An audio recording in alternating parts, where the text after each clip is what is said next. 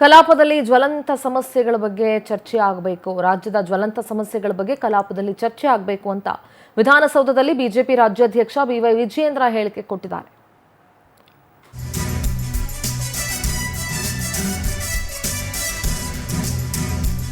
ಬರ, ಕೆಪಿಎಸ್ಸಿ ಹಗರಣ ಸೇರಿದಂತೆ ಜ್ವಲಂತ ಸಮಸ್ಯೆಗಳ ಬಗ್ಗೆ ಚರ್ಚೆ ಆಗಲಿ.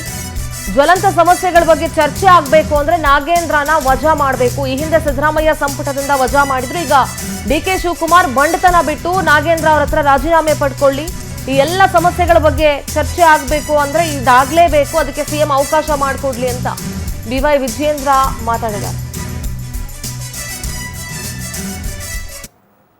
ರಾಜ್ಯದ ಜ್ವಲಂತ ಸಮಸ್ಯೆಗಳ ಬಗ್ಗೆ ಸದನದಲ್ಲಿ ಇವತ್ತು ಚರ್ಚೆ ಆಗ್ಬೇಕಾಗಿದೆ. ಬರವೂ ಸೇರಿದಂತೆ ಕೆಪಿಎಸ್ಸಿ ಹಗರಣ ಇರಬಹುದು, ಜ್ವಲಂತ ಸಮಸ್ಯೆಗಳ ಬಗ್ಗೆ ಚರ್ಚೆ ಆಗ್ಬೇಕು ಅನ್ನುವ ಇಚ್ಛಾಶಕ್ತಿ ರಾಜ್ಯ ಸರ್ಕಾರಕ್ಕೆ, ಮಾನ್ಯ ಮುಖ್ಯಮಂತ್ರಿಗಳಿಗೆ ಏನಾದ್ರು ಇದ್ರೆ ಮುಲಾಜಿಲ್ದೇನೆ ನಾಗೇಂದ್ರ ಅವರನ್ನ ಸಚಿವ ಸಂಪುಟದಿಂದ ಕೈ ಬಿಡಬೇಕು. ತತ್ಕ್ಷಣ ಸದನದಲ್ಲಿ ಚರ್ಚೆ ಮಾಡಬೇಕು.